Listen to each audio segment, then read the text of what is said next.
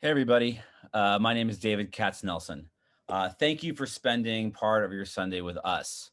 I'm the CEO of Reboot, and Reboot is an arts and culture nonprofit organization that reimagines, reinvents, and reinforces Jewish thoughts and traditions for wandering Jews in the world that we live in. Throughout Reboot's history, we have used Jewish holidays as a jumping off point of innovation, taking the golden substance of what we've inherited and creating new experiences to inspire people in this modern world that we live in. I'm excited tonight to hear from some of the amazing artists and creatives about a production that Reboot was lucky enough to be a part of about a year ago. And without further ado, who will tell you a little bit more about your program today, my colleague and dear friend, Reboot's Chief Network Officer, Francine Hermelin. Take it away, Francine. Thank you, David. Before we get started, let me give you some quick Zoom notes. We'll use the chat for comments and the Q&A for your questions. So if you have questions, throw them in there and we'll be sure that our panelists get them. As Reboot's Chief Network Officer, I have the privilege to bring creative folks together, invite them and set the stage for Judaism essentially to be their playground, their laboratory, to help us dream up meaningful, relevant, and transformative Jewish future. So with Reboot Ideas Conversations, which we launched last year in 2020, we were able to lift the curtain on these processes and our explorations and theirs to share them with all of you. So stay tuned for what's up next after this conversation. So without further ado, it's my distinct pleasure to introduce you to some of the folks behind Saturday Night Seder. For some context, not only did this group help us find sudden connection after suddenly having these isolated Seders that we all learned about pretty much a year ago today, Saturday Night Seder became the benchmark for our entertainment this past year. It also raised more than $3.5 million for the CDC Foundation for their COVID response, and it still is raising money. Having had the privilege to watch so many of this group participate in some of the elements that they had been incubating over the years, as David said, we're always experimenting with Jewish rituals, and Seder is no exception. So many in this group had been doing this for years, and we had the privilege to watch that. But to see what they did at this moment last year so quickly to blast this out and create this unprecedented production took all of our breath away. We are so thrilled to share this conversation with all of you and to hear how they did it. So I'm introducing widely creative people, friends, and essentially Ubermenches. So I'm going to give you abridged bios. Alex Edelman is a comedian and TV writer. He's made multiple appearances on Conan, staffed on shows for CBS and Netflix, and has performed 3 critically acclaimed solo shows. He was a writer and executive producer for Saturday Night Seder. Adam Kantor is a Grammy, Emmy, Tony, and most recently an Outer Critics Circle Award winner for his role as Harry and Darlene Grenadine at The Roundabout. He's been seen on Broadway in The Band's Visit, Rent, and Next to Normal. Co-founder of StoryCourse, which creates interactive, immersive dining experiences. Adam produces their events, the latest of which was Saturday Night Seder. Benj Pasek is an Oscar, Grammy, Tony, and Golden Globe award-winning songwriter and the New York Times best-selling author. He is best known for his work on Dear Evan Hansen, La La Land, and The Greatest Showman. Benj was a creator and executive producer of Saturday Night Seder. Jen Snow is a producer, brand strategist, and creative director. As a consultant and advisor on Jewish food and traditions, her work can be seen in Uncut Gems, Sofia Coppola's On the Rocks, Broad City, Law and Order, and the 2015 Broadway revival of Fiddler on the Roof. Jen was a producer of Saturday Night Seder. Michael Mitnick, Brooklyn-based playwright and songwriter known for Scotland, PA, Fly by Night, and Mysterious Circumstances, among many others. Michael was one of the writers of Saturday Night Seder. Last but not least, Rebecca Soffer, co-founder of Modern Loss, which offers creative, meaningful, and encouraging content and community addressing the long arc of grief. She is also co-author of the book Modern Loss, Candid Conversations About Grief, Beginner's Welcome, and the author of the forthcoming The Modern Loss Handbook. She's been featured on CBS Sunday Morning, NPR, MSNBC, and New York One, led retreats at Kripalu, and spoken nationally on loss and resilience. It is my pleasure to welcome all of you and lift up the screen. Take it away, Rebecca and creators. Mwah! Thank you for spending your Sunday with us. Hi, everyone. Thanks, Francine. That was an amazing introduction. Thank you so much for joining us, everybody, on this Sunday afternoon, evening, wherever you are.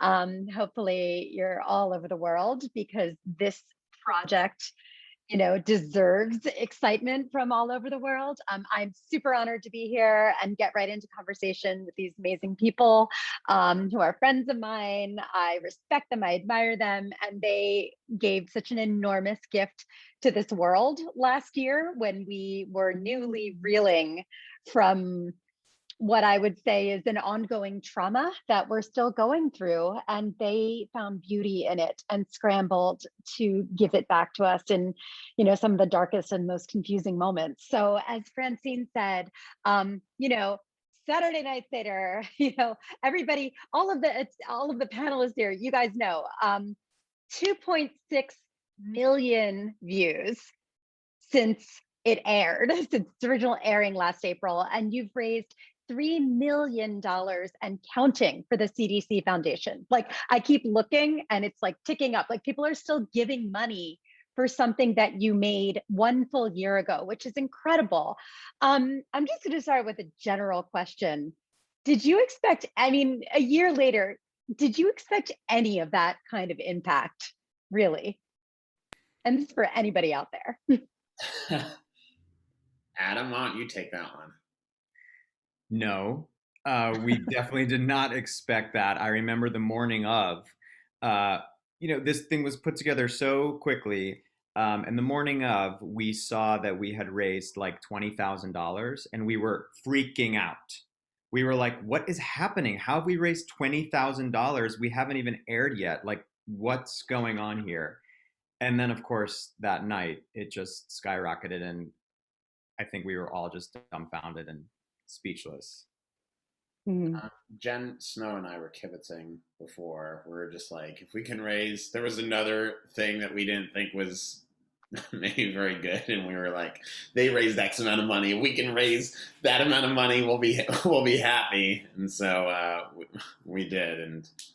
But yeah, I don't think anyone was expecting the type of reception, and certainly beyond the money, not almost as enriching was the fact that people, Jews, non-Jews, Jews from all Jews from all sides of Judaism, all facets of Judaism, all denominations, seem to be watching it and enjoying it in equal measure, and that was extremely rewarding and nice. So, okay, we're a year into COVID, right? Like COVID-19, now COVID-21. But in April of 2020, we weren't used to, getting all excited and setting our alarms so that we could sit down and stream an event all together. This was still something new. We were still used to like taking physical tickets and going to theaters and seeing people in person. Seeing an enormously like a high production value streaming event that was kind of a technological feat was not something that we were like blasé about yet. And we've really like kind of come to expect that. So, like, how did you come up with the idea to do it like in that moment? I know that this had been a kernel of an idea for years. So did that help you at all? Like, Adam and Benj, can you tell us a little bit about like how it had percolated in the past? Sure. Hey, Rebecca. Hey, Benj. Yeah, you are one of the people that was a part of lots of iterations that we were trying to do to reimagine Jewish ritual and Jewish holidays. So for the past, I'd say like 3-4 years, we had done in-person, IRL, experiential, like trying to crack how could we make a more meaningful Seder in particular. We also tried to do something with Sukkot and, just sort of examining our holidays. But one of the biggest problems that we always had, even though we really enjoyed creating these experiential Bedouin tents where we would like reinterpret Haggadah, it was very fun. and Jen Snow would come in and like help us with, you know, providing food and figuring out all of these different elements. We never were able to figure out how to scale it. And we were always talking to Reboot about like, well, how do we make something that's not just for the 100 people that can fit in, you know, someone's very nice apartment or, you know, some warehouse space that we found. And I think that the constraints of the pandemic gave, you know, I think that like we were in a weird way prepared for this moment, because we had already grappled with how do we reinterpret what this holiday is, and how do we figure out ways to make it modern.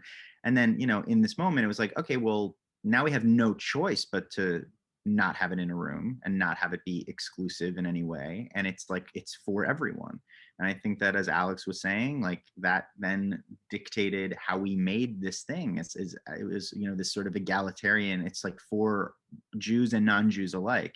And how do we use the internet and like the newfound technologies to be able to make it accessible. And that was like very informative as we began to figure out what in fact we were going to make in the first place. Yeah, I think that's one of the good things that has come out of the pandemic and out of this awful situation that we've been in, is that we've been able to gather community in new ways. We were forced to. We were a community of people all at home, all in our own places, all seeing each other over Zoom, not knowing what we were going to do to celebrate a holiday, to do things, you know, even how to talk or how to have conversations with multiple people. And so this really provided a way to crystallize that, you know, that germ of those ideas, those in-person Seders that we just wanted to invite the world to, you know, for better or for worse. We were in a situation where we thought, well, now we can. Yeah, and we had been sort of obsessed with the story of Passover for a long time and how resonant it had felt for years. I mean, the first iteration of this was in 2017, when, as Benj said, we took on a Monday night when Broadway was mostly dark, the one night a week, we took this concrete box essentially in Midtown and brought some of our favorite scenic designers and props designers, and as Ben said, had Jen Snow come in and curate a gorgeous food moment and really transform the space, and used the story of Exodus, the Haggadah, as sort of our source material to riff and create something new. And we had singers and puppeteers, and we kind of went through this format that we know and love and tried to reinvent it. And it was so powerful and meaningful. As Ben said, it was like, what can we do? How do we scale this? And never would we've imagined that we might have cracked that in this scenario. But it seemed somehow we did. And we took some of that script, we adapted it, and then we created a lot of new stuff that Alex Edelman led with Michael Mitnick and a bunch of other brilliant writers who are not with us today. But it was really a big group we all just threw in, and it was like Benj and Alex, I think, often said it felt like summer camp. It was like, let's just do this. Let's put on a show. It was like, you know, we weren't in a barn and like a summer stock. We were at StreamYard was our barn, and we were just like doing the thing. Yeah. So talk about doing the thing. I mean, like, so let's just like, I think all of us, especially this week, is such like a trigger week, right? We're hitting the year mark of the official pandemic when the World Health Organization declared this a pandemic. You know, all of us are having different, you know, we all know exactly where we were exactly a year ago this week. It's been an enormously difficult year. Last March, most of us were trying to figure out like, how do we like educate our kids at home and like not go to the office anymore? And like, how do we like not do any of our in-person coping mechanisms? And we're all like kind of trying to adjust very suddenly. And also we're like watching Tiger King and trying to like learn how to bake sourdough bread, because that's what everybody says we're supposed to be doing on Instagram. And yet you guys are like, okay, we're all gonna, Benj, I know you were watching Tiger King. So I know you were definitely doing that. But like, in addition, you guys were like, you know what we're going to do? We're also going to do this enormous, like, you know, massive production while we're all still reeling from this. And so you talk about summer camp, like what was the juxtaposition of like what was going on in the world at that time with all of this, you know, terror and uncertainty, you know, versus like, was there any sort of like special comfort level that you had in the working experience of this? Like, how did it anchor you during this time? I mean, is it okay? Is it okay if Absolutely.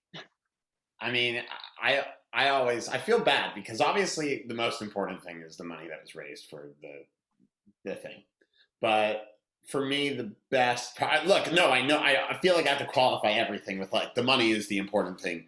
But for me, the best thing was all of us had things that were going on and then they stopped cold. And facing the possibility of this communal holiday, the best part of this was the working relationship with other people for me. From the creative side, the best part was being able to spend time with, Michael, Jen, Adam, Benj, and, the other writers like Sass Goldberg and Hannah Friedman and Mark Sonnenblick and everyone who was part of the production, like the Halperins and Rachel Suss.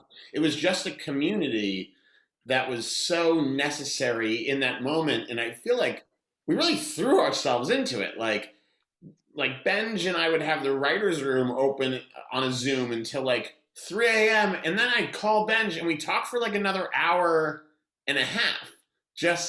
And not always about the writing, just like, I haven't seen Tiger King, but like sort of equivalents.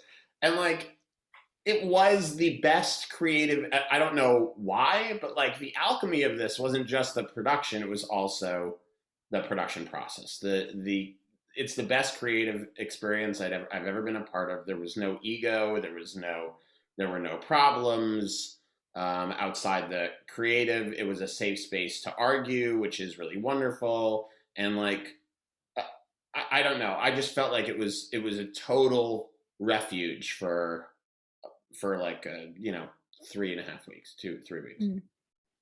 Sorry, it was a long answer. Anyone else? I mean, you were talking about the summer camp. Yeah. Sure. To speak to this, the summer camp element, theater really hadn't been closed, that long, but working on it, I did feel so many of those theater vibes and the things that I know all of us, on this call are still missing. But it was this, especially musical theater, this kind of collaborative project where then you actually get to see the results with these stunning, actors and singers and so forth. It was fun. It was fun to make. I mean, you guys were an amazing team. How did the team come together in the first place? Can somebody like quickly walk me through that? Pandemic hits, all of a sudden you're working on this amazing thing, but how'd y'all come together? The way the question sounds, it's like the Avengers, but it's like the Jewish Avengers coming together. No, I think a lot of it was just like this really strong desire to want to form our own community. I think a lot of people felt very lonely as we continue to 11 months later, and want to feel like we want to create something in this moment. And like the holiday is something that one is an amazing story to dig into from a creative standpoint, but also like for all of us has deep meaning in terms of our family and identity, and is like a part of all of us. So, it really started just, honestly, we all know each other because of Reboot, and that was an amazing network to draw from. So, beginning to just like text each other and be like, hey, you want to do this rent? Do you want to like put together a Passover Seder?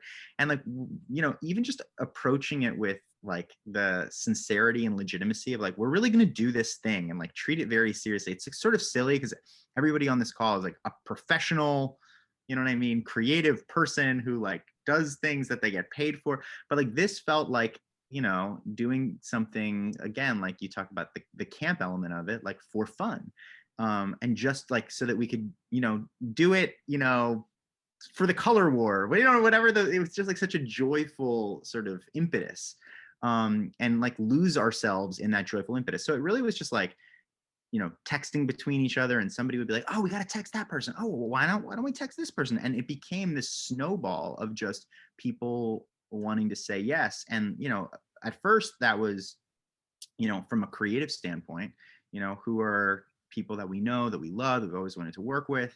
Adam and I have worked together before. Alex is somebody that I've always wanted to work with. Michael's somebody I've always wanted to work with. I've gotten to work with Jen before, so like just, bringing together your people. And then that extended to like, other people that could be involved that were outside of that, immediate creative domain. So like beginning to be like, I wonder if this random Jewish person who's like kind of famous would like be in a Passover, you know what I mean?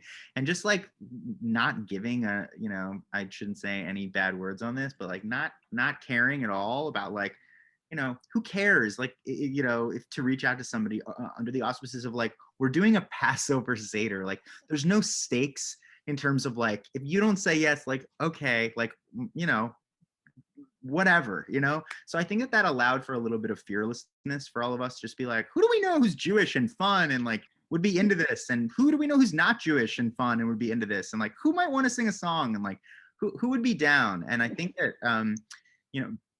taking the like professional element away, allowed a greater creativity and a greater fearlessness for us all to approach just making something for the joy of making it. Yeah. And I would add to that the fact that the CDC Foundation early on were like, yes, go for it. Let's do it. Knowing that we could say to everybody we were reaching out to, like, this is for them. And the cause was so dire and urgent. People were like, of course, we will throw right in for that. And to your astute question, Rebecca, yeah, I think a lot of what drove our joy was the fact that we were all of a sudden, when the world was falling apart and there was so much fear, and I had COVID literally at the time, like the fact that we could come together on Zoom and feel this safe space. It's like when the rug gets pulled out under your feet, what do you latch onto? Like your roots, your identity, where you're from, right? So it was sort of like a homecoming, I think, in a lot of ways that felt very comforting, at least for me. So talking about, reaching out to like, who are the famous people we know who are Jewish and non-Jewish? I mean, like, you got a couple of them, right? Like Judith Light, Ben Platt, Idina Menzel, Jason Alexander, Dan Levy. I mean, like, who didn't you get? It's insane. What's that? Mel Brooks. Who didn't we get? Mel Brooks. Okay. Let you know. You didn't get Mel Brooks. But we tried. We tried. What's the backstory? What did he say? He doesn't like Passover or Jews or what? He doesn't like Alex. I asked. I've been around Mel Brooks for one or two things. So I asked his guy. All these like legendary old Jews have a guy. And so I called Mel's guy and I was like, can we do it? He's like, I'll run it by Mel. and the next day he calls me and I hear Mel screaming in the background. And he's like, Mel says he doesn't want to do it. Like that's when you're Mel Brooks, you're just like, no to this, no to this, no to this, yes to this, no to that. But like, yeah, that was there's nothing magical there. It's just someone named Kevin calling me, telling me Mel doesn't want to do it. Considering we got so many yeses, it's nice that like we have somebody that we still want to grab. Maybe one day. Plus, I think it's like a really scary situation to have someone saying into the phone, Mel Brooks passed. I mean, you just... Yeah. Well, it sounds like an emphatic no is better than indifference. So at least you evoke feeling, emotion in Mel. I interrupted your question, Rebecca. Go ahead. No, that's actually, no, that's a great, I mean, so Mel said no, but like everybody else said yes. I mean, do you think that, like you said, Benj, there was just no filter. You're like, well, we're at home. We've literally nothing to lose. Like we're all kind of like scrambling here. What was the reaction from, of course, you're raising money for the CDC Foundation. It's a phenomenal cause, but like, it's not normally cool to do a Jewish thing for the masses, right? Like it's just, let's be honest, you think back and I feel like there were so many reactions from people, and myself included, for feeling so represented in this thing, I mean, represented, especially considering like my two children were actually in it, right? They were in the 4 questions, and then Elliot was in the kicker eating matzah like an insane person. But it was so amazing to me as I was watching it, because I just felt so included. Like, it's like the last time I felt like that Adam Sandler Hanukkah song. I mean, it's not a thing, right? And you guys kind of made it a thing to the point where we heard that it was almost like a Jewish version of like the Charlie Brown Christmas or something that, also non-Jews wanted to be a part of. You're watching it and you see Julie Klausner sharing her Hebrew school stories. You see Michael Zegan, is that how you pronounce his name, for Mrs. Maisel? And he's talking about like the 4 questions during Seder. This is just, I feel like you really pulled this into the zeitgeist for the first time. It's amazing. Like, how do you feel about that? I mean, that's a very nice thing for you to say. I think there's so many we've always talked about this, especially this group, but a lot of people in Reboot. I mean, you and I have talked about this, Rebecca, but like there are so many Jewish people who have very similar upbringings or cultural contexts that we do, and like why do we not use our time and talent to try to reinterpret this thing that like we all have in common? And so I think really it was just that this was an opportunity to be able to do it, like a very low touch, like easy to plug in, way to be a part of something that I think a lot of people feel connected to. Somebody like Adina Menzel, like how often are people asking her to like sing a song from Wicked? Probably all the time, but like how often are they asking her to like, sing the 4 questions? Like probably not a lot. And and she grew up singing the 4 questions like everybody on the Zoom call did. So I think in a way it like gave people a way to connect to their own heritage, their own upbringing, their own family. And that was an exciting opportunity for a lot of people because, it's just like we just had to like create the bed, and then people just wanted to sort of pile in. I think there's a very like a very unsexy secret to this, or at least from my perspective, which is that it's rooted in traditionalism, which is something that people say is like a buzzword, but really is like the secret to the sauce, I think, was making sure that Jews felt represented and striking a balance between what it was traditional and what was reinterpretive. So because as Benj said, like there's so many Jews from so many different, sects and groups of Judaism. And, we talked for days and days, hours and hours, and argued about how to be, adherent to what would be traditional while also being inclusive of, inclusive of more, of newer forms, or like things like Reconstructionism, more reinterpretive like strains of Judaism. And it led to a lot of really tough discussions, hard questions, like what do you put on a Seder plate? Like some people, they consider the things that go on the Seder plate like that are like traditional and sacrosanct, and some people like to reinterpret. And so like we had long conversations about what to put on the Seder plate, and we had long conversations about what we were going to exclude for time. And like the thing here was combining tradition and like, tradition and modernity. And I think that's why so many Jews from so many different groups of Judaism felt included. Like I heard from Orthodox and ultra-Orthodox Jews who've probably never seen a woman rabbi do anything about how amazing Sharon Brous was.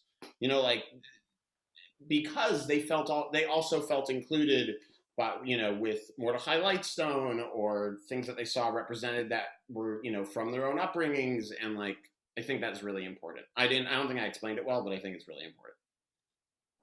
I love that. I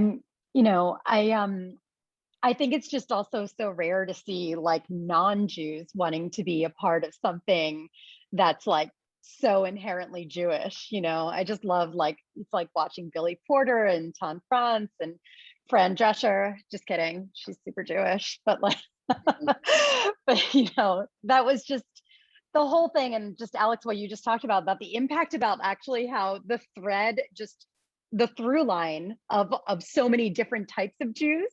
It's just, I don't think it's something that you normally think about. If you're like a Reform Jew, you're not wondering how an Orthodox Jew is going to view this. And it sounds like it really brought like almost like a rare moment of kind of common denomination to everybody. So I'm just wondering, like, kind of nuts and bolts, how long did this thing take start to finish? What was the timeline? I like to say 18 days because 18 is a really nice number. We all love it. And it was about that, but also years. Like, this went back, as Benj noted, like kernels of ideas that would manifest and really millennia, shall we say. But I think, another thing too to your last question is like that it also was, there's a lot of community source content. Rebecca, your kids, right? And many like just friends and family members, and like Talia, who was one of our co-producers on it, her grandfather was in it, and just doctors, nurses, so it felt like Alex's father is in the last song. My dad wrangled the for like 6 months. I couldn't talk about it without crying. So but my dad's a doctor at Brigham and Women's Hospital in Boston, in the obviously the early scary days of COVID, and so he got his. My dad has the last line in the Seder, apart from Jason Alexander, and my dad's a real Talmud Chacham, really understands. He knows more about Judaism than anyone I've met. So it was really wonderful to have this. Have him and his he got his some of the hospital staff, doctors and nurses, to be a part of the next years, and it really was for me very that was very nice. But yeah, Rebecca Halpern, the Halpern's grandfather's in it. There were so many folks from our, also there were bits that didn't like. There's like a sketch that 4 or 5 folks from the crew put together on their own. Like it really was big communal source material. Yeah, and just to follow up on what you're saying, Rebecca, like, this was early days of COVID. None of us have ever produced digital events. So it was all just like, what could we do this? Like, how does this work? Like, what are streaming services that we could use? Let's do a writer's room. Can we write songs over Zoom? Like, we didn't know. And I genuinely believe like it was put together with duct tape and love. And I think that the reason that we were able to do any of that is because we didn't know what we were facing. We had no idea how to do it. And therefore there was no wrong answer and there was no right answer. It just was created because it had to be. And, when you give yourself some deadline and you invite everybody to, watch a thing that you're going to say is going to premiere, then you'll figure it out. And that was part of the beauty of it. So like not having any clue how to do it, necessitated, what do they say? It's like, invention. What is necessity is the mother of invention? Yeah, that's what it was. So we figured it out. Yep. And ignorance is bliss. By the way, Benj would hate me. Will hate me for saying this, but like,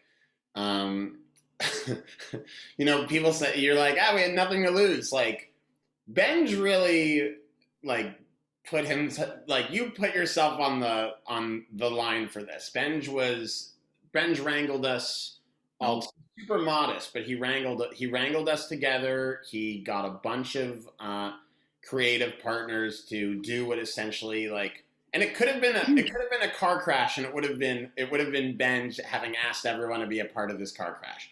So like, big ups to Benj, who is someone just wrote Benj as a mensch in the chat, and he totally is, because he was the straw that stirred the drink here, and he's been super and he was super giving, during the process and afterwards, when he could have easily he had so many opportunities to be a monster, and I've worked with so many people who would be a monster, and like he had all the right in the world to be a monster, and he never was. So like, I think that's worth noting.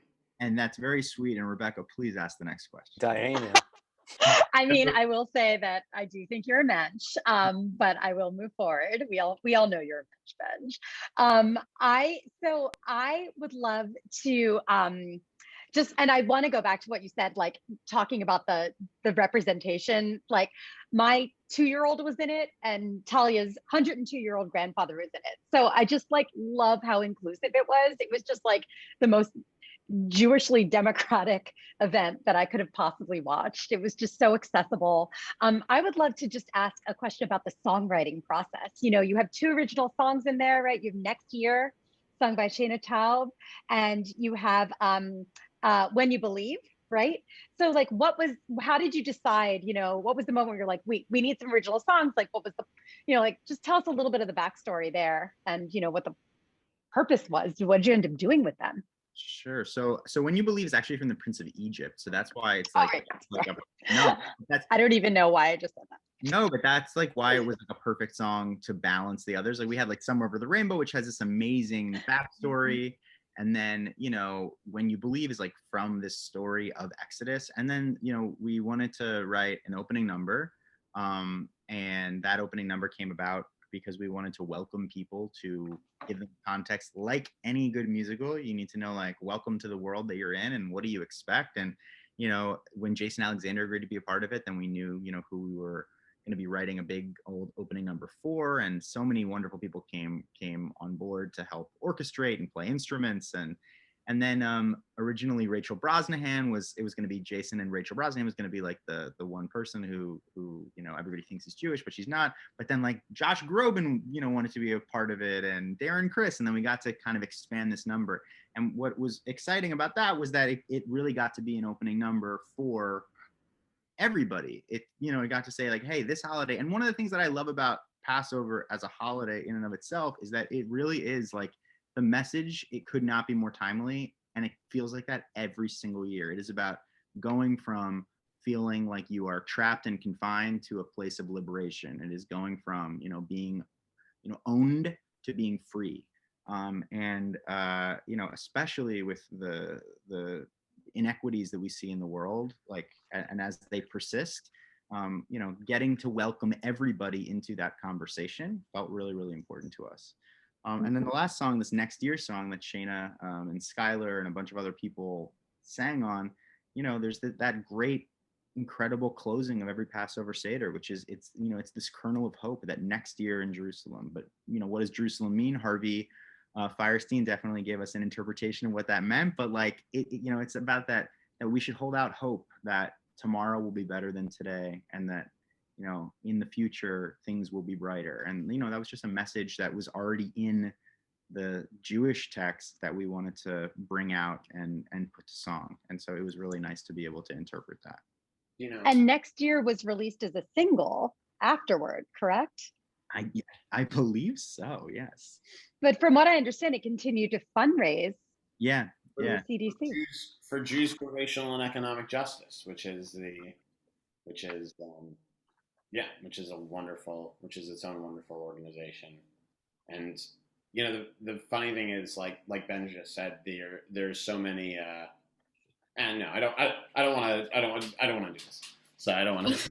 When You Believe and Next Year were both released, and they were released so generously by all of the musicians and singers who were on them. And we released it, and we also raised money again for the CDC Foundation. Benj, let me just ask one more question about a song that was used in Saturday Night Seder, Somewhere Over the Rainbow. And obviously, like, you know, I was involved in Unleavened a few years ago, which was a twist that was done with Reboot on Seder, that was in the smaller room with the Bedouin tent. And I learned so much history behind it. You know, can you just tell me a little bit about why you guys decided to include it in this Seder, and, you know, the impact that you felt that it had? Yeah, I mean, Over the Rainbow is this amazing song written by 2, you know, kids of Jewish immigrants. And historically, you know, it's talked about in the Seder, but it's this, obviously, it's a universal song of hope. And when you dig in and you realize the context, you know, from which it was written by kids whose parents had, you know, left Russia and the pogroms to come to a better life in America. You know, it's all about believing in that hope. And I think, you know, so much of Passover, so much of the idea of the next year, so much of this is about believing, you know, that there will be a better world on the other side, you know? So there's such a literal nature of like what these lyrics mean for the Jewish experience, you know, and, you know, presciently, like that song was written right during, you know, Kristallnacht, and it's really, really crazy to recontextualize that song with the context of the pogroms and, the Holocaust imminently sort of forming at that time, and that the song has come to represent, universal hope in a better world than the one that we currently have.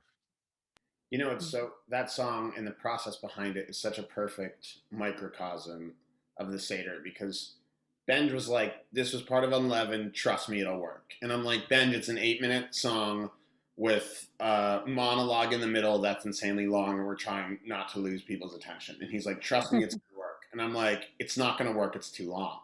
And then Ben was like, trust me, it's going to work. And so there was a monologue in the middle that Judith Light does, which, by the way, Judith Light did it because Benj mentioned it to her, then read it to her on the phone, and then she was like, I want to do that. So she did it. And Mark Sonnenblick and I rewrote the monologue, which originally was derived from 4 different sources, including a chain email that circulated in the 90s. We retrofitted it, put in some more historical context, and I sent it to Benj, and I was like, hey, let's do this shorter monologue. But here's where I would cut stuff out. And Benj is like, trust me, it's going to work. And I'm like, it's 8 minutes. It's not going to work. And then it aired, and a bunch of people were like, wow, this was 8 minutes, and it's my favorite part of the, Robert Smigel, who's one of my comedy heroes, tweeted the link to the Seder, and he was like, this is incredible, and the best part of it is an 8-minute song. So I was 1,000% wrong. But we argued about it for a little while and retrofitted it, and then each of us had little takes on production, someone coming up with the idea of moving from black and white to color, and then different images that we thought would reflect best. It was that was a really special thing and very typical of a Seder experience. Sorry. I'm wondering if there's anything unexpected that you guys learned from this whole experience, besides the fact that you're all insanely amazing and managed to pull this off. But is there anything that you learned about Passover from this experience that, how did you end up looking at it in a different way?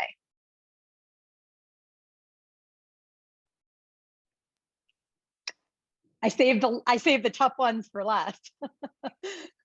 So one thing to me, it wasn't that it was new, it was that certain parts of Passover just took on such new resonance this year, this past year, this year, in particular. And I think, part of what Rabbi Sharon Brous said in the Seder, and part of what Benj just mentioned before, it's never just been a story about what happened to them.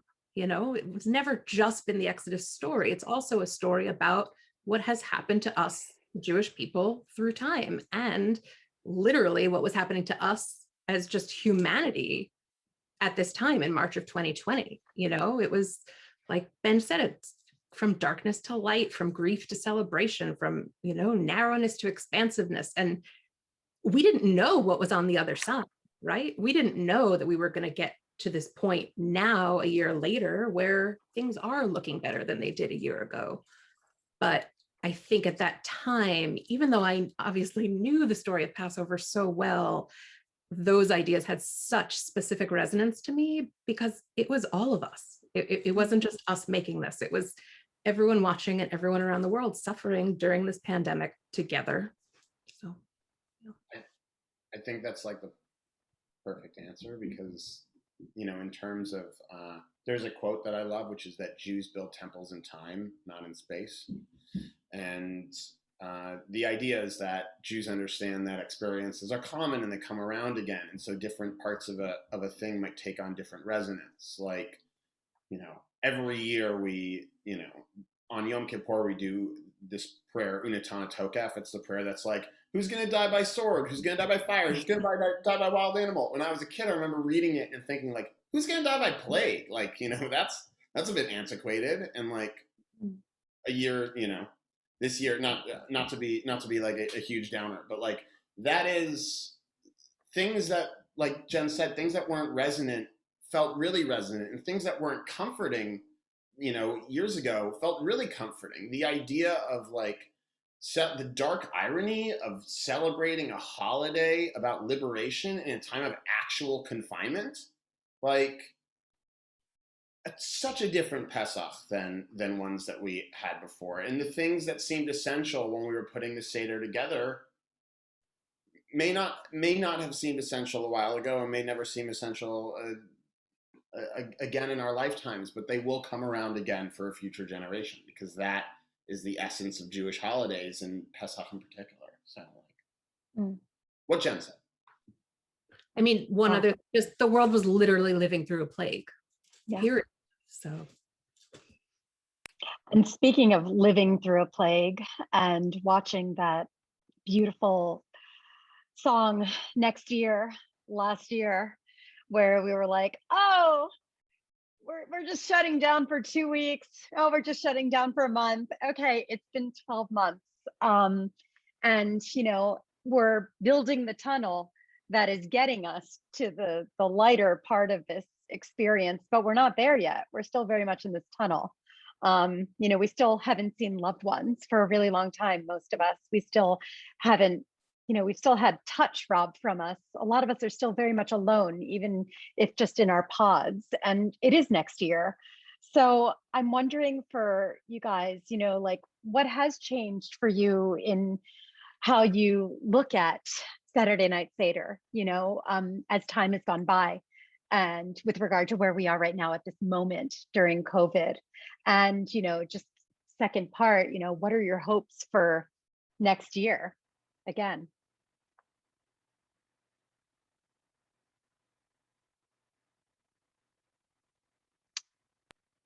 I think none of us ever would have imagined that when we said next year. I think when we all said next year, we actually thought next year, in terms of the sky opening up and us being able to hug each other. So when I look back, there is a bit of a sweet naivete to it, and that next year ain't enough, but also it is that ever-present value on which the Jewish narrative is built in so many ways. Of there will always be suffering, if not and when anybody suffers, we suffer. So this idea of next year will always be next year, and then next year, and then next year, and then next year. I'm getting all choked up, but yeah, I will always look back on it with deep fondness, and the belief that we all had and that we all held firm to, that next year will be better. Yeah, I guess I'll just say, so much has changed in the last year, and before this iteration of the Seder, I always have viewed Passover as this amazing holiday that it's basically a holiday that says, like, look, you guys, you're out of Egypt, like, but you better keep telling that story, because there are a lot of people who are still in Egypt. So, like, tell that story again and again and again, because a lot of people are not as lucky as you are. And I think that this year has revealed increasing inequity. I think that we've become, whether we like it or not, very, very aware of how people are living in very different universes, and that we have an incredible amount of privilege as Jews and as people who live safely in this country, and live well in this country, and and prosper in a lot of ways. So, like, I do think that it's this mandate, and I look back at, like, the process of making this amazing way to kind of, for ourselves, to understand what that mandate is. And it can be fun, it can be lighthearted, and it can be tuneful and all of that, but, like, I think the purpose of the holiday is that we retell this story to remember that, like, we need to have empathy for, and we once were people who were not free. And so what is our responsibility to those who are still not free? And if this can be a contemporary version of illuminating those themes, so that more people are realizing, like, that's the essence of what the holiday is, okay, that's really important and special. And then it's it's a question of, like, yeah, we can tell it in a funny, different kind of way, but, like, it's also about responsibility. And so I'm really, I'm proud to have worked with all of these incredible people to get to look at what my own responsibility is as a Jew, as a human, as an American, as a member of society. And so yeah, and I haven't really watched it since last year, so I'm really excited to go back and get to experience it as a viewer, not as somebody who's like, turning it in 24 hours before and just hoping for the best that anybody tunes in. So I'm really excited to share that with everybody. 24 hours, like 5. It was like 25 hours, yeah. 24 hours. Yeah. It wasn't even written 24 hours before. We were still working on the room. Yeah, and props to Tasty BuzzFeed for somehow just trusting that they could just like put on whatever we handed to them for their 18 million subscribers. So like any good group of Jews, we are not ending exactly on time. So just trying to, make my people proud here. We started a few minutes late. So I want to, we'll probably go a few minutes late. Hopefully you can all stay with us because we're really deep in this and we have some questions from everybody. So I'd love to just, I had one last question, but it happens to be the first question. So I'm just going to go right into the audience Q&A for everybody and then hand it back to Francine. I think the question at the top of everybody's minds is Passover 2021.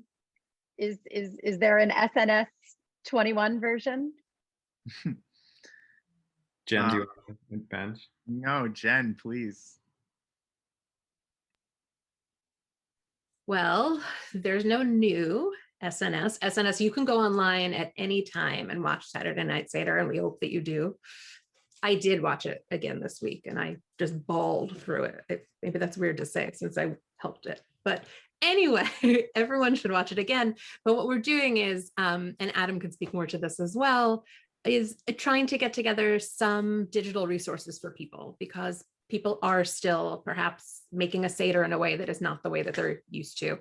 And is maybe even a little different than last year. So we're hoping to provide some digital resources to people on SaturdayNightSeder.com, where people can come and use those resources in their own Seder this year. Yeah.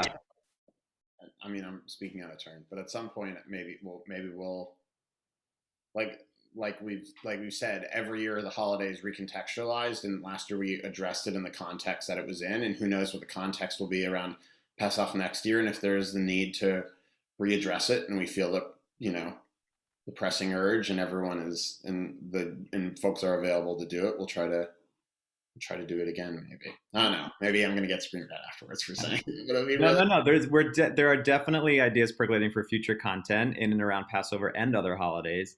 Regarding this year in particular, as Jen said, we're doing a big digital expansion, which will include resources, tools, Saturday Night Seder inspired new ancillary content that you could bring to your Seders at home. This is all supported by Reboot. Things like recipes and interactive scripts and new videos, making of content. So there will definitely be a lot of exciting things to check out on SaturdayNightSeder.com by the time Passover hits, and then also throughout the week, some things that will roll out on it. No, I think you just made a lot of people very happy as everybody is realizing that Passover is coming again and we're still relatively isolated. So it'll be really nice to be able to kind of watch this again, but have some fresh resources to fold into it. I like this next question a lot because we were talking about how, the Seder appeals, you literally spanned a century of representation in Saturday Night Seder. Again, my toddler was in it. Talia's 102-year-old grandfather was in it. So this person is asking, how did you find the right tone that was the perfect blend of traditional, but fresh and appealing to all ages? And, like when we did Unleavened, right? We had, who was Pharaoh at Unleavened a few years ago?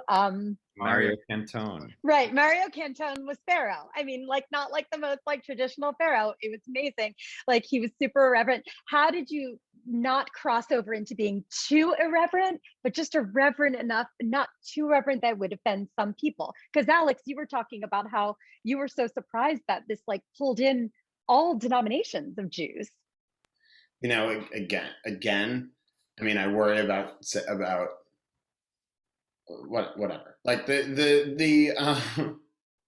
the thing is that like being aware of what people find sacred is, I think, really important. Like I had to research, like I'm from a traditional Jewish background, but there are groups that are more religious than I was brought up in, and I had to make sure that the stuff that we were doing wasn't accidentally. And by the way, there were some people who were offended, and like we did our best, but like some people, and like that's okay, but like we honestly tried, and we tried to reflect values that I think are central to Judaism, and be aware what people find sacred. Like I use the Seder plate as an example. Like some people put new things on their Seder plates, and we didn't do that. Even though there were some fun ideas about what to put on a Seder plate, we're like, look, it's really important to some people, so we're going to keep it a certain way. And understanding what is in the text, what people traditionally do, what people who are more religious than you do. Like it was actually far easier to include people from less religious denominations. It was far harder to keep people on side from a more traditional background. But like, we tried really hard. The reason this was on Saturday night is because we wanted Shomer Shabbos people to be able to watch it. Initially, there were thoughts about doing it on a Friday, and it's not just for alliteration's sake that we did, and to give ourselves more time, that we did it on Saturday night. We did it because we thought Shomer Shabbos people would really like to see themselves, like it's something that they'd want to be able to see. And so like keeping in mind those who are more religious than us, like actually really helped. And like by their responses, it seemed like they appreciated it. But like, it didn't mean leaving out certain perspectives. Like some people had personal opinions, like Harvey Fierstein. Not everyone agreed with what Harvey said, but like we put it in because, that's a Jewish perspective too. And like, I don't know. We just we tried our best to be inclusive, and I think that's why it seemed inclusive. Here's kind of a fun one. Did you hear from any Jewish celebrities after the fact who are kind of like you could have asked me, I would have loved to be a part of this? I'm just like, a bunch of them. Yes. Editorializing here. Yeah. I'm not gonna say who, but Still. One person who said no. Not Mel Brooks. One person said no, not Mel Brooks. But then I asked if no. A couple of people were annoyed, but also like this wasn't a fancy production for a long. This was like we were throwing it together pretty slapdash as good as it looked, and so like some people were hurt to not be included, but I think none of that was conscious. Benj, is there? No, I was gonna say I don't even know. Like who you guys were both like, yeah, there were people. Like I'm like, who are they? I don't even know. You'll have to tell me after that. Every Jewish comedian who someone said great. I can't even repeat some of the text message that someone sent me, but it was I don't know. It was really. Also, I think we included Judy Gold not just because she's fantastic, but also because she would have killed us if she wasn't included. Okay, so here's another one, and we'll do two more, and then I don't want to take everybody's time too much. Sunday night, after all, big day on Monday tomorrow for all of us. So Saturday Night Seder was truly phenomenal and impactful. What is the next big artistic project for the Jewish world that you feel needs to be undertaken, and what will it take to get it done? Oof. I know it's loaded. I'll just say, I'll start talking and then someone interrupt me. I think, from my perspective, I think a lot of us who identify as Jewish this is very much my POV, but have a really, really strong cultural connection, and a lot of times struggle with some of the other elements that are more spiritual or religious. But I think that part of the cultural is intrinsically linked to the spiritual and the religious. And so, the process of what we did here, I think was for each of us was our own edification of how do we bring out what it means to be Jewish, for ourselves, and something that's beyond just talking about, I went to Jewish summer camp, or like, I went to Israel on birthright. It's like it was rooted in a religious, spiritual centering identity, and so I think continuing to interrogate what does that mean to be Jewish and American Jew, beyond just an Ashkenazi centered, perspective of the world Jew. Like, how do we keep looking at this thing that like we have this shorthand for, and that we say is, this cultural identity, but like it's intrinsically linked to so much more. And like, again, back to like responsibility, like how do we have a certain responsibility to go in and interrogate that and try to use whatever skills that we have to illuminate that, So Saturday Night Seder was one example of that, but I would put it on like everybody, including myself and everybody in this Zoom room, to like keep doing that. What is the thing that from your heritage, from your dining room table that like was meaningful to you about your Jewish experience, and how do you bring that to light and modernize it in a way that doesn't sort of desecrate, something that's holy, but at the same time that makes it feel personal and alive to you. And like, as we evolve as people and as a culture, I think that's what we're all going to continue to do. So whether it's with holidays, whether it's with text, whether it's with community, whether it's with any of that, getting under the skin and not just sort of settling for this shorthand of what it means to be, conveniently culturally Jewish. There's a lot more there if we begin to dig. And this was one example, but I hope to do many more of these kinds of things in the future. And I think the more people who endeavor to do these kinds of things, the more kind of interpretation and art will come from it, and more people will find resonance, when more people do it for themselves and for other people. I'd love to create,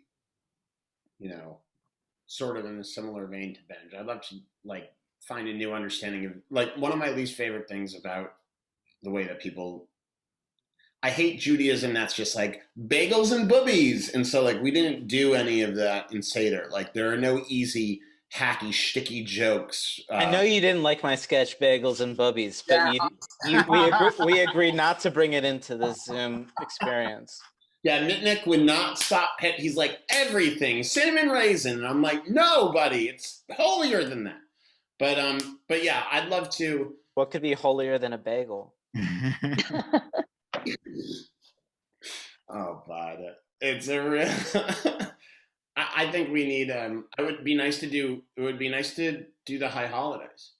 It would be nice to get something for the most important intrinsic part of Judaism, Rosh Hashanah and Yom Kippur, in a way that was both faithful to what the high holidays are and also modern and updated. Like to have the high holidays scored by like a brilliant composer like Nico Muhly or Steve Reich or someone like that, and done it like Lincoln Center and made accessible, because I feel like those, I feel like I'm literally answering your question, Rebecca, about like what I would love to do at next or at some point. Like that for me would be the ultimate, to like make Yom Kippur and Rosh Hashanah something that people were able to access without, without having to compromise what is important about those holidays, or, spend 8 years in yeshiva. Mm-hmm. Any last, Adam, anything to chime in there before I go to the very last, I say the most challenging question for last, I guarantee you, because we've gone about 10 minutes over. And it's Sunday night. So I'm gonna wrap with one last question here. An anonymous attendee said, "This may be a dumb question, but when is Passover this year?" That is a dumb question. Literally, I know it's coming. You can Google it. It's like, I too thought they could Google it. But. It's March 27th, right? It's sundown March 27th, ends April 4th. That's fantastic. I would have had no idea had Alex not said, or Google have provided. And these things. You never Google. I'll say check out SaturdayNightSeder.com, because we might do some kind of community event towards the end of Passover around Saturday Night Seder as well. So be on the lookout. Oh, I love that. Well, I am going to pass this back to Francine. I just want to thank everybody. Thank all of you guys for being here tonight and sharing all these incredible backstories. I think that she's posting SaturdayNightSeder.com. There's lots of resources coming your way. Thank you for all of these delicious, and enlightening and really just moving and profound experiences that you've shared with us tonight. And thank you for this beautiful thing that you've given to us. Thank you. And Francine, back to you. All righty, Rebecca, thank you so much for wrangling this very big Zoom room. Adam, Alex, Benj, Michael, Jen, it was fantastic to spend this afternoon, evening with all of you. I have to say, I have had private conversations with all of you about what Jewishness means to you. And you are all people who are passionately, curiously, constantly interrogating Jewishness and what it means to you and how to find your way in. And I think the most beautiful thing about all of you is that you have all always said, I need to be having these conversations with more people. I need to be creating things for more people. When it's true, when we did the Seders years ago and even Sukkot, it was, unless my grandmother can come, says Adam Kantor, I can't do this. More people need to get there.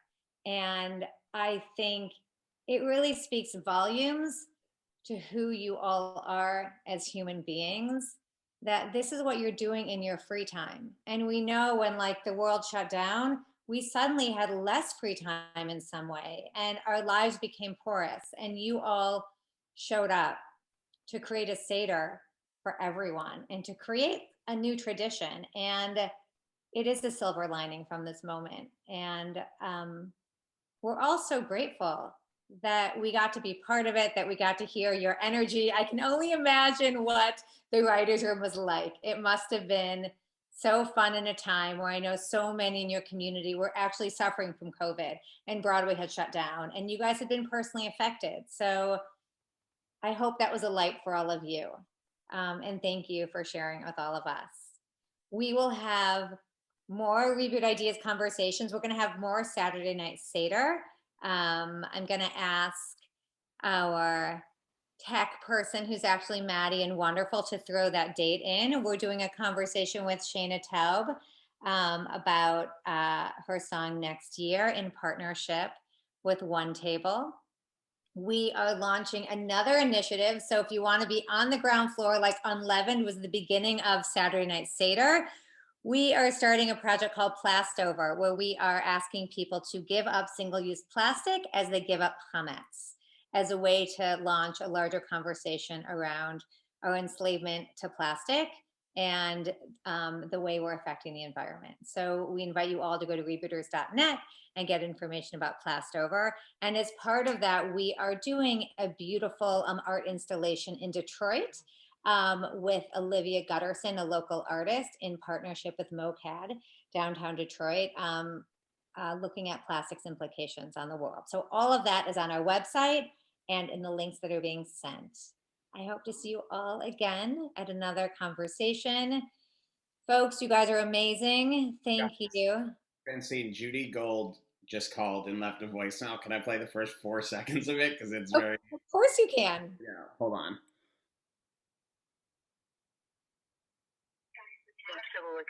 Alex, listen, I need you to call me. I'm sorry I've been unavailable. I just got my second shot. And, good bit. We're hoping for the best, preparing for the worst. So why do you call me? I've not been calling her at all. She's like, sorry, I've been unavailable. I haven't spoken to her in a week and a half. I'm Sure, bet. great. Sorry, Francine. I was like, that happened now. She called me 3 minutes ago, and I was like, I know the voicemail will be fantastic. The whole point of these conversations is to lift the curtain on what happens and how we make magic. This is it. So I'm glad you shared that. All right. All of you, I wish you wonderful Seders. I wish you all get poked with vaccinations quickly.